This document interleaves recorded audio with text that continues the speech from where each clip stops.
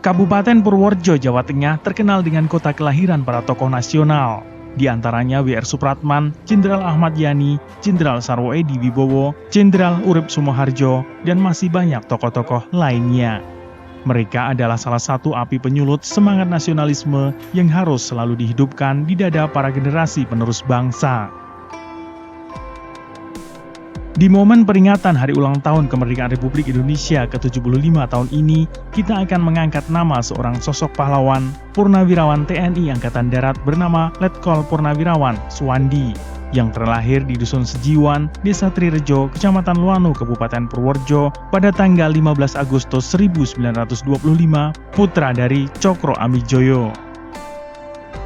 Letkol Suwandi memiliki 6 putra, yaitu Tunung Subroto, Sudarmawati Ningsih, Krido Suprayitno, Tuhu Sudarmanto, Purna Sri Untari, Ripse Sumartani Lestari, 13 cucu, dan 1 cicit. Beliau wafat pada tanggal 3 Maret 2014 di usia hampir 90 tahun dan dimakamkan di tempat pemakaman umum Seciwan Tegal, Desa Trirejo, Kecamatan Luano.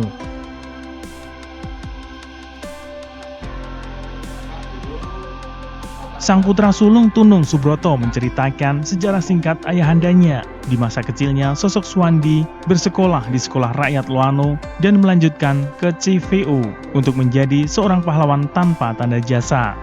Tapi takdir berkata lain, sehingga kondisi zaman ketika itu menghantarkan beliau untuk menjadi seorang benteng negara untuk berjuang demi kemerdekaan Republik Indonesia. Perjuangan mantan anggota PETA itu dimulai saat beliau menjadi anggota Badan Keamanan Rakyat atau BKR yang ikut melucuti senjata bala tentara Jepang di berbagai daerah di wilayah Jawa Tengah. Salah satu kisah heroik yang paling mengesankan adalah ketika beliau menjadi seorang jago tembak sehingga dijuluki sebagai Sang Rambu Purworejo.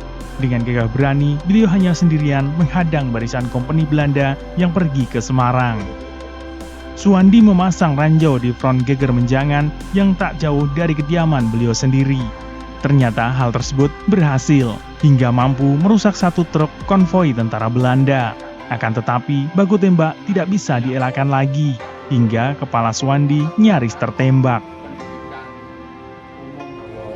Dibilang itu kayak tentara Amerika itu kan ada semboyan all soldier never die, the just fade away. Jadi tentara tua yang tidak pernah mati, tetapi mereka hanya memudar. Itu kan menunjukkan kan semangatnya, semangat selalu sampai akhir hayat.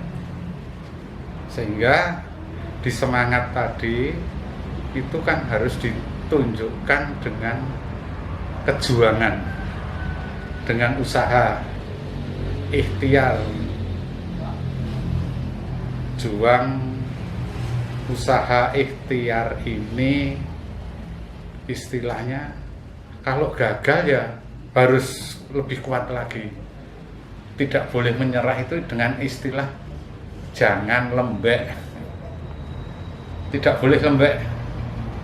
Usaha itu harus keras. Tidak boleh lembek. Tepat memperingati 17 Agustus 2020, keluarga besar Suwandi mengadakan ziarah di tempat pemakaman umum Sejiwan Tegal, Desa Trirejo, Kecamatan Luano, dan syukuran di kediamannya. Pada acara tersebut dihadiri oleh tokoh masyarakat Purworejo, Mayor Jenderal Purnawirawan TNI Pratimun, dan Angko Setiarso Widodo. Para pendahulu kita dulu untuk membangun Indonesia yang maju, sejahtera, berkeadilan. Mereka harus punya, mereka ini generasi muda yang punya wawasan pengetahuan yang cukup maju, didukung oleh teknologi, mestinya juga mampu membangun Indonesia yang semakin baik dengan tetap menjaga idealisme, nilai-nilai itu, dengan menjaga kejujuran, semangat, tidak terpengaruh lingkungan yang mungkin negatif, sehingga mereka mampu berbuat yang terbaik untuk bangsa dan negara. Setahu saya di masa kecil Pak Wandi adalah tokoh masyarakat, tentu dari militer. Kami tahu militer masa lalu, di mana Wibawa, kemudian ya sifat-sifat kebapaan tetapi ala militer gitu. Sebelumnya, Mayor Jenderal Purnawirawan TNI Pratimun juga melakukan ziarah ke Taman Makam Pahlawan Hantokoloyo, Purworejo. Ia berpesan agar anak muda pada saat ini harus banyak bersyukur dengan nikmat kemerdekaan yang telah diterimanya. Mereka harus tahu bahwa para pendahulu berangkat pada era revolusi, para pahlawan memberikan hidup mereka untuk merebut kemerdekaan hingga berdarah-darah, bahkan kehilangan nyawa. Selain itu, kita patut berbangga bahwa negara Indonesia salah satu negara yang mendapatkan kemerdekaan dengan titik darah penghabisannya sendiri. Bukan dari pemberian negara lain, kemerdekaan perjuangan bangsa sendiri itulah yang harus diteladani. Semangat berbuat baik memang berat, namun mutiara di lumpur sekalipun tetap menjadi mutiara. Muncul harapan bahwa bangsa Indonesia kelak bisa menjadi bangsa yang mandiri, sejahtera, adil, dan makmur. Melaksanakan tugas menjadi militer dari waktu ke waktu sangat memberikan inspirasi bagi keluarga, jiwa, dedikasi dan pengabdian untuk bangsa dan negara. Panutan inilah yang menjiwai saya sebagai anak yang berbeda. Meskipun saya tidak di militer, tapi sama-sama mengabdi di masyarakat tetapi sipil. Tentunya nuansa kebatinannya sama, hanya realisasinya yang berbeda. Samanya adalah kita sama-sama memiliki jiwa nasionalisme di dada, memiliki jiwa patriotisme untuk bela negara.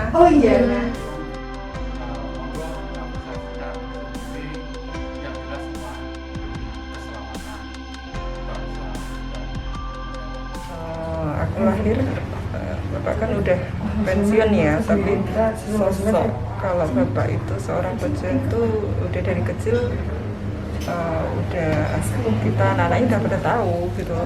Bapak itu tentara dulu dari angkatan 45 ya, tahun tentara zaman dulu lah. Sering diceritain sih kisah-kisah perjuangannya dulu waktu perang, waktu menghadapi Belanda, waktu menghadapi pemberontak gitu. Berbicara tentang kakek saya kan dia seorang tentara militer, pastinya sangat disiplin. Pokoknya setahu saya, seingat saya, dalam memori saya, kalau makan siang jam 2, itu jam 2 teng itu makan siang. Kan ada jam yang kuno itu yang selalu bunyi setiap jam, pasti kalau jam 2 siang sudah di meja makan dan pas itu jam 2. Dari segi disiplin waktu untuk makan bisa mencerminkan untuk kedisiplinan yang lain-lain juga.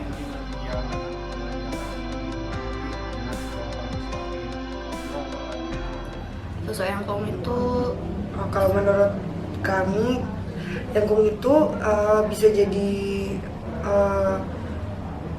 bapak yang baik buat keluarganya sekaligus sosok pahlawan karena turut berkontribusi terhadap kemerdekaan gitu sih. Tapi kalau di keluarga dia adalah sosok yang punya impact sangat besar gitu loh terhadap kami, terutama cucu-cucunya. Kayak misalnya karena sosoknya tersebut yang sangat impactful, jadi kita termotivasi untuk menjadi berani di depan umum, menjadi di depan. Terus yang gitu tuh orangnya disiplin banget. Terus banyak cerita di kehidupannya tuh bisa kita petik gitu untuk kami menjalani kehidupan. Gitulah, banyak petua-petua yang masih kita pengalamannya. ya.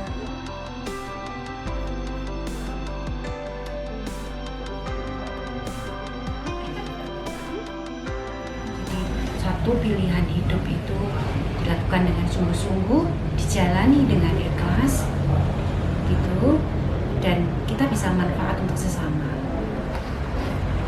Itu semuanya butuh perjuangan. Pastinya kita, anak turunnya, menjalankan hal itu bukan sesuatu yang gampang. Godaannya banyak. Untuk ikhlas itu tidak gampang. Jadi pasti butuh pembelajaran terus. Kita belajar terus sampai dengan pengalaman baru.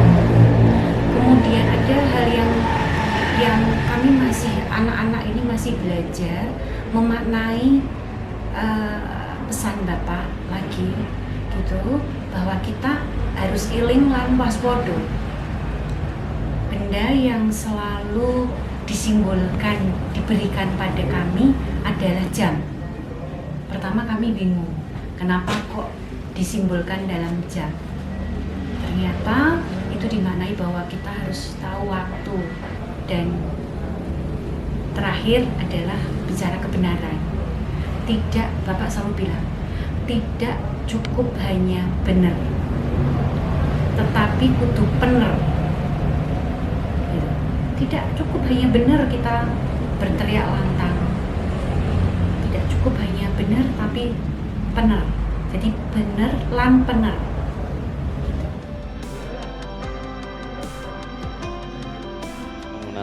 Yang orangnya sangat disiplin, tertib sekali ya.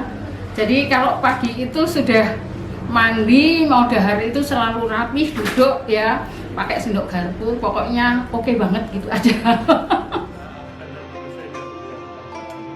Dari Purworejo, Maisti Andi Sanjaya, Muhammad Asraf Fakhru Rozi, Bagelen Channel melaporkan.